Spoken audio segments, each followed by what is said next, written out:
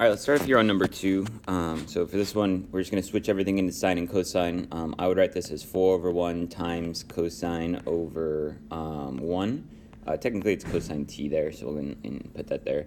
And then times sine t over cosine t, since that's our tangent there. That's really the one we're switching. And I just kind of made everything a fraction so I could see it more clearly. I was just reminding myself that these are all multiplying fractions. And so now what I'm going to go ahead and do is, since it's multiplying fractions, I do not need a common denominator. I am allowed to cross cancel, so cosine t will cancel out cosine t, and I just get left with 4 sine t. I don't see any other way I can simplify that.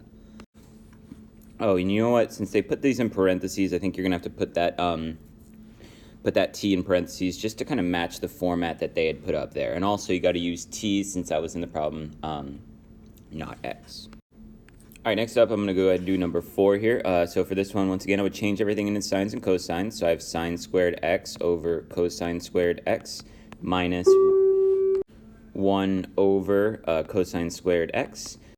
So these are not multiplying, they're actually subtracting. So I do need a common denominator here, and I already have it, so that's nice. And so I'm just going to put sine squared x minus 1 over cosine squared x. Now, in this case, it looks like nothing can cancel down right now, but what I do notice here is on top I have this sine squared x minus 1. That actually is a Pythagorean identity. It's not a super popular one, but what we can do here. So what I can do here is I know that 1 minus sine squared x equals cosine squared x. And so what I can do is take that equation and multiply both sides by -1.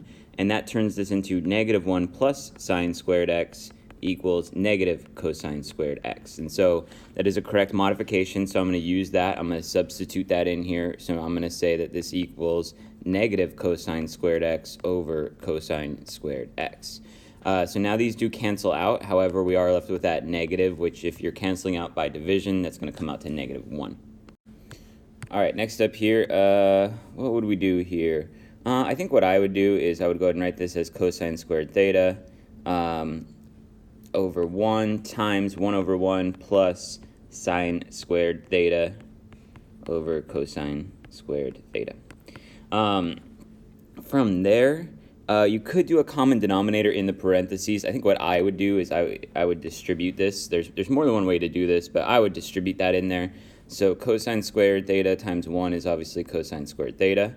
And then if we multiply it here, these actually on this one cross cancel, and we're left with the sine squared theta. And so that turns into 1, not 1 theta, just 1. All right, I think that 6 and 7 here are very similar, so I'm just going to do number 7.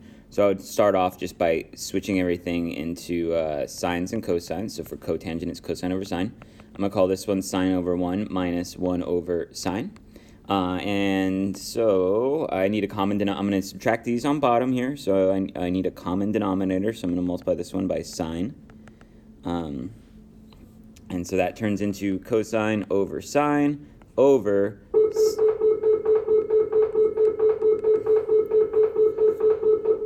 sine squared minus 1 over sine. And so now I can go ahead and multiply by the reciprocal here, so you can see that this is going to become sine over sine squared minus 1, which the sines will cancel out then.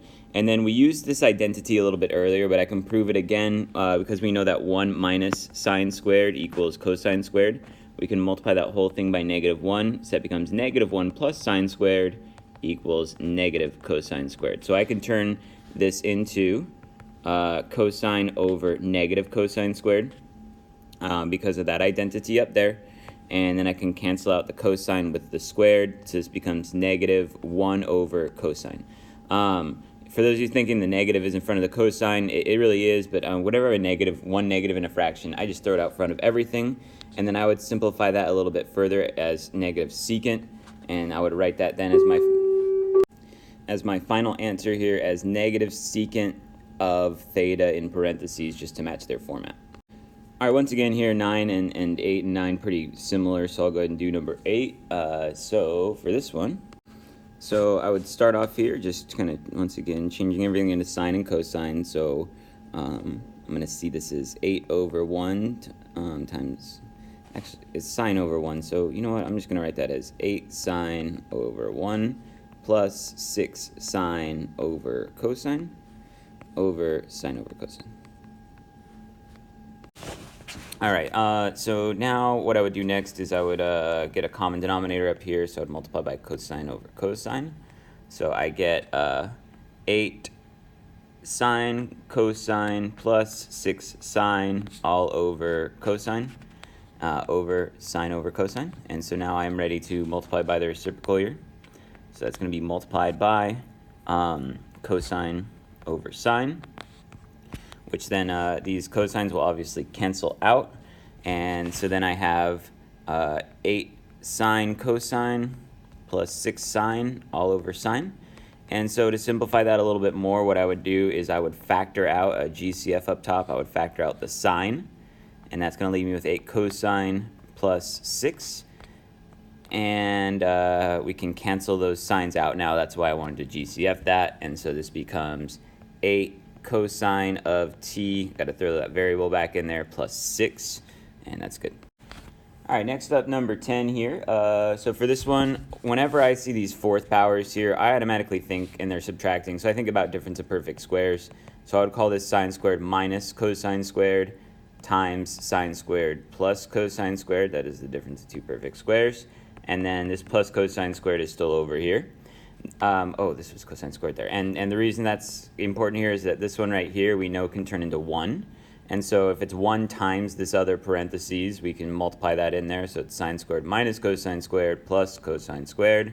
Obviously, these will then cancel out, and we get left with sine squared of alpha.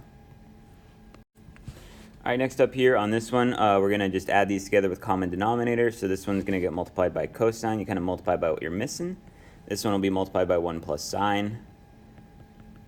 All right. Now, what's really important here is that 1 plus sine, we need to FOIL that in the numerator. The denominator I'm just going to leave as cosine times parentheses 1 plus sine.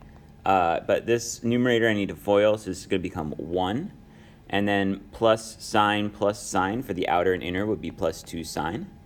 And then last times last would be sine squared.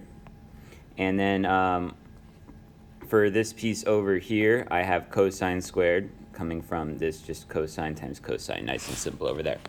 Okay, so next up what I see is that we have these two here, which equals 1. And so I can simplify that by adding those ones together, giving me 2 plus 2 sine over cosine times 1 plus sine. And what I see then is I can factor out a 2 out of the top, which would then allow me to cancel down. So I have 2 over cosine. Now 2 over cosine, I can think of that as 2 over 1 times 1 over cosine, which I would then simplify and call 2 secant. So this one's going to be 2 secant of u. All right, next up, number 13. So for this one, what do I notice here? So first thing I notice is we have that tan of negative a down there. And so we learned that any time that you have a negative inside of a sine or a tan, we move that negative out to the front. For cosine, it actually just disappears. Oh, this was cotan at top. But for sine and tan, it does move out to the front. So I'm just going to go ahead and change this all to sines and cosines now. So we have 6 cosine over sine for our cotangent minus 6 over 1 over 1 over 1 minus sine over cosine. So then what I can go ahead and do is do some common denominator on the top and the bottom. So this one's going to be multiplied by sine over sine, and this one by cosine over cosine. So what that's going to become is 6 cosine minus 6 sine over sine over excuse me, cosine minus sine all over cosine. So I can multiply by the reciprocal now. Cosine over cosine minus sine. And then we can go ahead and factor out a 6 up here. And the reason we would want to do that is that now we could see that it will cancel out with the cosine minus sine down there. So I will be left with 6 cosine over sine, which I would write as 6 cotangent. All right, next up, number 15. So this one I would start off by changing everything into sines and cosines.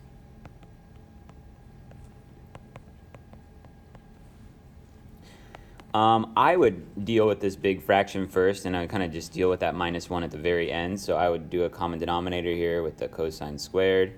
So I get 2 cosine squared plus sine squared all over cosine squared. Over 1 over cosine squared. I would then multiply by the reciprocal here, so times cosine squared over 1, which will cancel that out nicely. And so then we have, this comes out to 2 cosine squared plus sine squared minus 1. And I'm just bringing that -1 back in. From here, there's kind of a lot of ways you can go with it. How I would see the rest of this problem is I would turn this 1, I would turn that into sine squared plus cosine squared.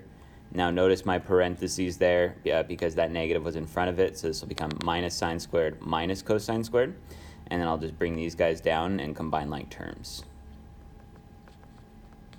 Okay, so these will cancel out, and then 2 cosine squared minus 1 cosine squared will just leave me with cosine squared of x.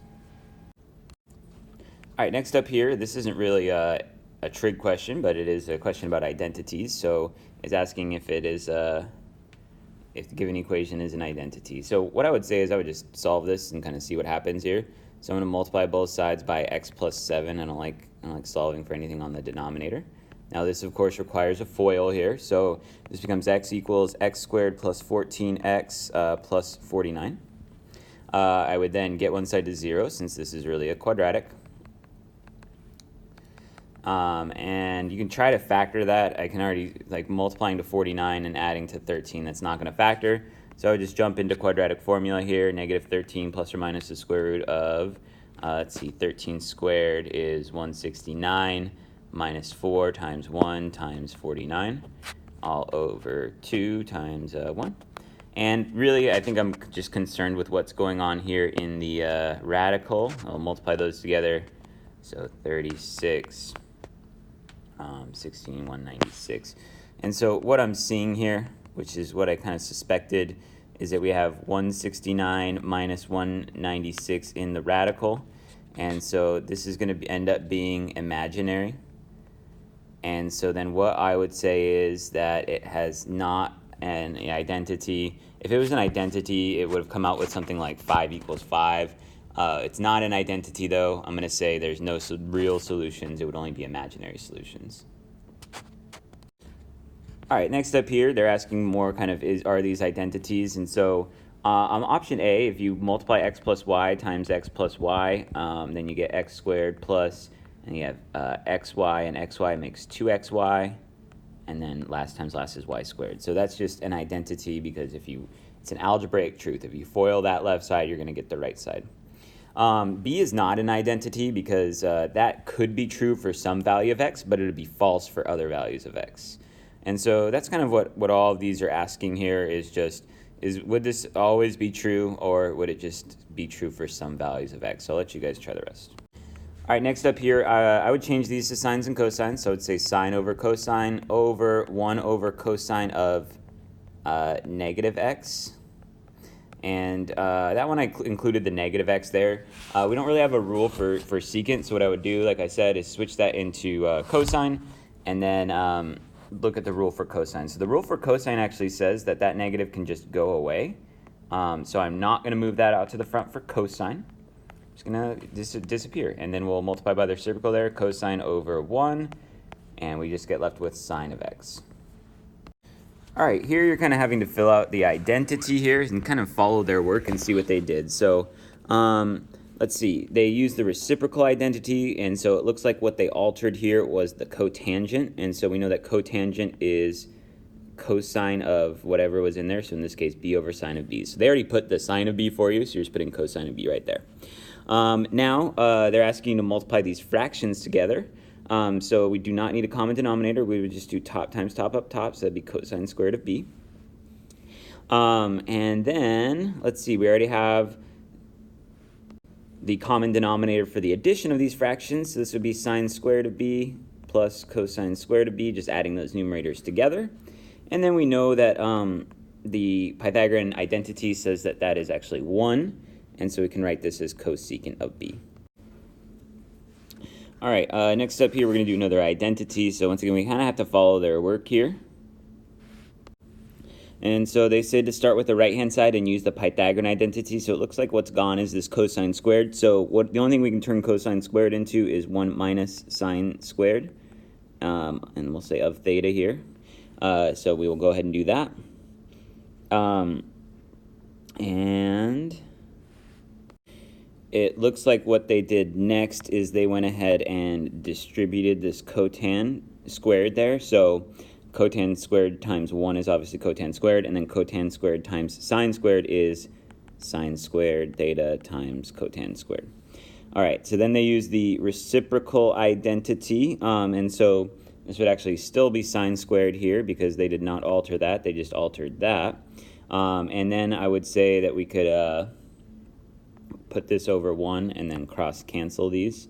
So then this becomes cotan squared theta minus cosine squared theta, which is actually what the left-hand side said all along. Okay, so they're working on the left side here on this one. You can see that they just took this like that, and then they used the reciprocal identity first, so they changed the cotan already into cosine over sine, so I'm going to change the tan into sine over cosine. And then we'll go ahead and add those together with common denominator. So this one needs a cosine over cosine multiplied by it. This one needs a sine over sine. And so that becomes sine squared x plus cosine squared x when you multiply those. And then we have that common denominator, which they already wrote, of cosine sine. Obviously then our numerator is just 1. And so then that turns into... they kind of skip a step here. I would have written this then as secant x times cosine, no, not cosine, but cosecant rather, to the 4th power. And then they, since there's no adding in there, it's just multiplying, we can then rewrite that as secant to the 4th x and cosecant to the 4th x, which is what they had there on the right side.